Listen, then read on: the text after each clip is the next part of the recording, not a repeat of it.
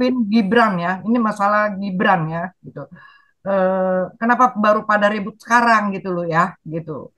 Eh, Kenapa nggak dari pada saat pencalonan? Terus prestasinya apa Gibran? 2 tahun sudah sangat berprestasi. Seperti yang Pak Tobing bilang tadi ya, itu ada satu perumahan di pinggiran di Solo itu di pinggiran sungai, daerah kumuh, tempat pemulung, dia ubah menjadi rumah-rumah sederhana tapi bagus, ada tamannya dan sebagainya, dan itu diperuntukkan untuk bekas para pemulung itu tinggal di situ gitu. Jadi rumahnya itu pun bagus di bantaran gebak sungai ya. Terus kedua, eh, kota mana di Indonesia ini yang setiap Natal heboh dengan pohon Natal di balai kotanya? Terus kalau Imlek dengan tradisi Chinese-nya, kalau Lebaran dengan tradisi Muslimnya, ada ketupat segala macam di balai kota. Itu hanya ada di Solo di zamannya Gibran. Itu prestasinya. Kerjaan wapres itu gampang kok gitu. Contoh aja yang sekarang. Ngapain kerjanya? Apa gitu loh. Sarungan aja bisa kerja kok. Bisa kemana-mana. Nggak ada kelihatan prestasinya. Nah sekarang tinggal kasih kesempatan sama Gibran.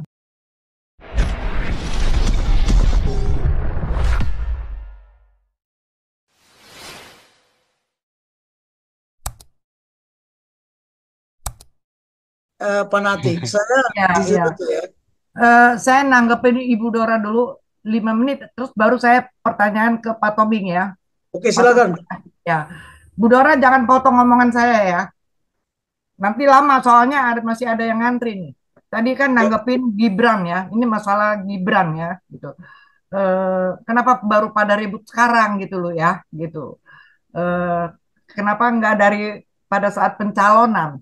Terus prestasinya apa Gibran? 2 tahun sudah sangat berprestasi. Seperti yang Pak Tobing bilang tadi ya, itu ada satu perumahan di pinggiran di Solo itu di pinggiran sungai, daerah kumuh, tempat pemulung, dia ubah menjadi rumah-rumah sederhana tapi bagus, ada tamannya dan sebagainya, dan itu diperuntukkan untuk bekas para pemulung itu tinggal di situ gitu. Jadi rumahnya itu pun bagus di bantaran gebak sungai ya. Terus kedua, eh, kota mana di Indonesia ini yang setiap Natal heboh dengan pohon Natal di balai kotanya? Terus kalau Imlek dengan tradisi Chinese-nya, kalau Lebaran dengan tradisi Muslimnya, ada ketupat segala macam di balai kota. Itu hanya ada di Solo di zamannya Gibran. Itu prestasinya. Baru oke. 2 tahun ya, gitu. Terus ada kuburan dibongkar atau apa, dia samperin, datengin, tongkrongin mobilnya, orangnya pergi. Jadi nggak ada lagi yang berani bongkar kuburan. Hanya mobilnya diparkir, orang sudah takut gitu loh. Terus ada lagi satu jalan di mana jalan itu nggak pernah selesai di aspal, karena baru di aspal udah dilewatin. Sekali lagi dia parkirin mobilnya di situ. Siapa yang berani lewatin situ? Nggak ada. Akhirnya apa? Masyarakat juga menikmati jalanan yang bagus di aspal mulus. Itu prestasi baru 2 tahun gitu loh ya. Saya setuju anak muda bangkit jadi pemimpin. Kenapa? Karena yang tua udah pada buncit perutnya, pada korup semua gitu loh. Jadi biar bersih dari sekarang. Kerjaan wapres itu gampang kok gitu. Contoh aja yang sekarang. Ngapain kerjanya? Apa gitu loh. Sarungan aja bisa kerja kok, bisa kemana-mana. Nggak ada kelihatan prestasinya. Nah sekarang tinggal kasih kesempatan sama Gibran. Mau terima, mau tidak, itu sudah hasil keputusan eh, KPU, sudah hasil keputusan MK, dia boleh dicalonkan sebagai wapres, sudah menang 58%. Siapa yang berani kutak-atik? Megawati, PDIP, PDIP. Hasto mau diperiksa ke KPK, dia datengin Kapolri, berani periksa, tangkap Hasto, datang loh Pak, Megawati Pak. Iya, kita Iya, tahu, kita iya, monitor semua.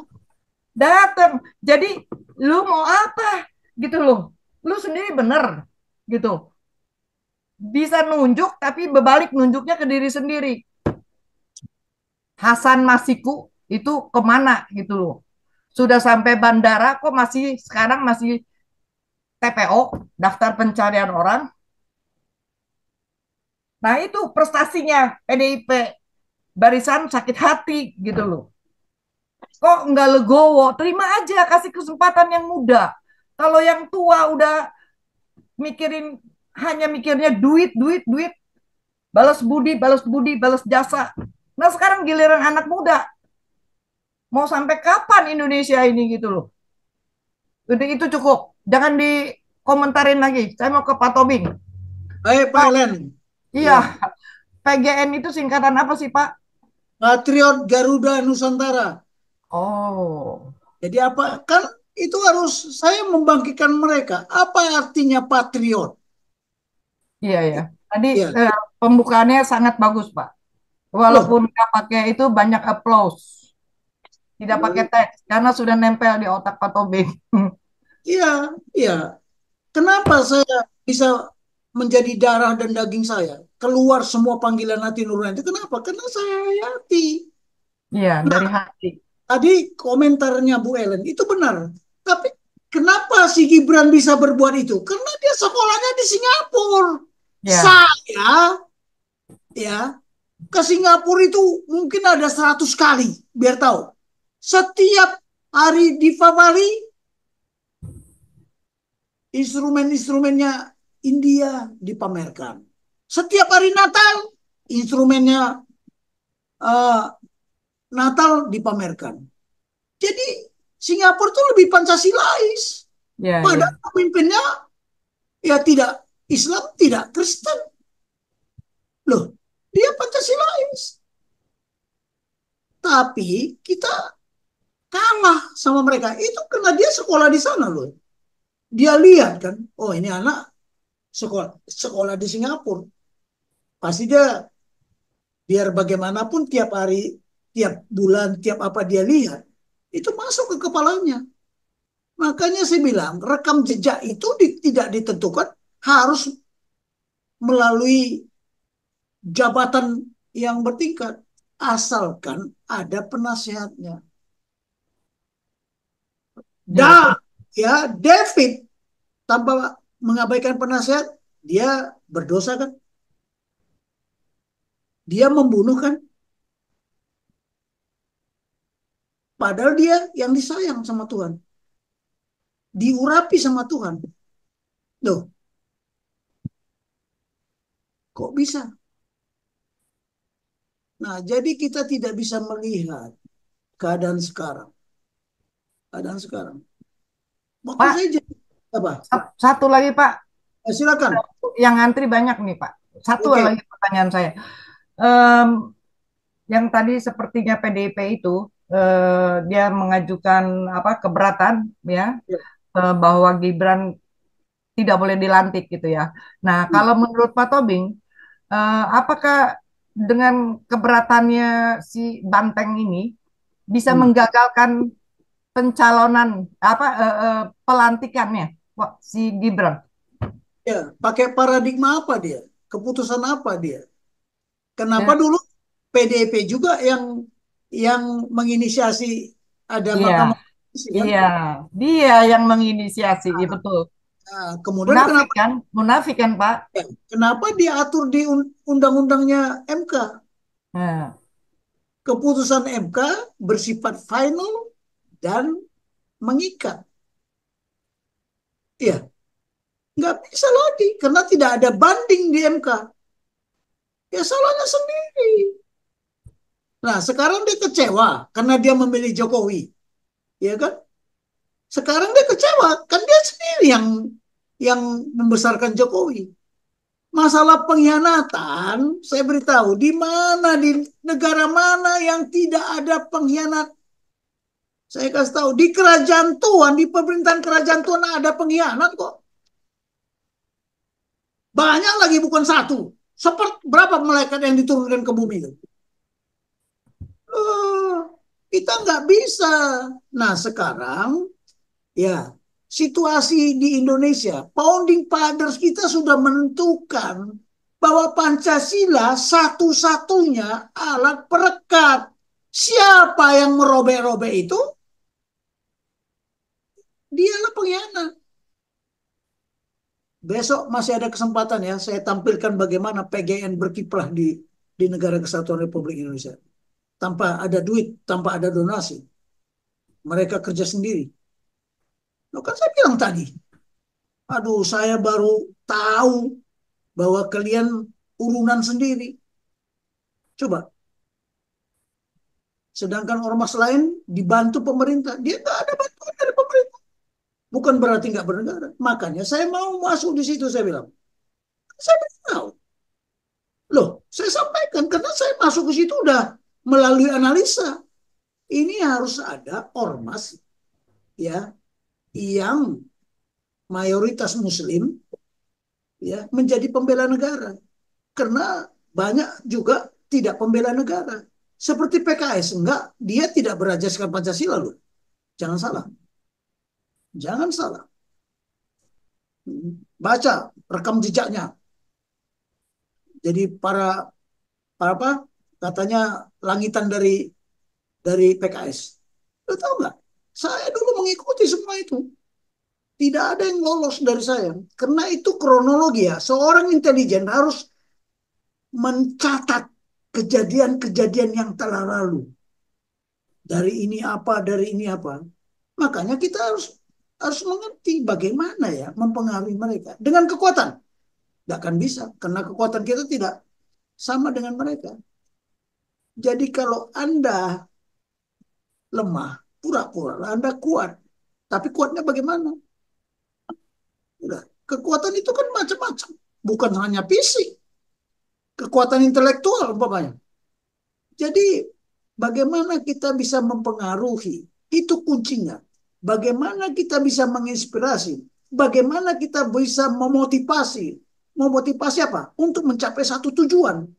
Itulah namanya organisasi. Kepemimpinannya bagaimana caranya kita.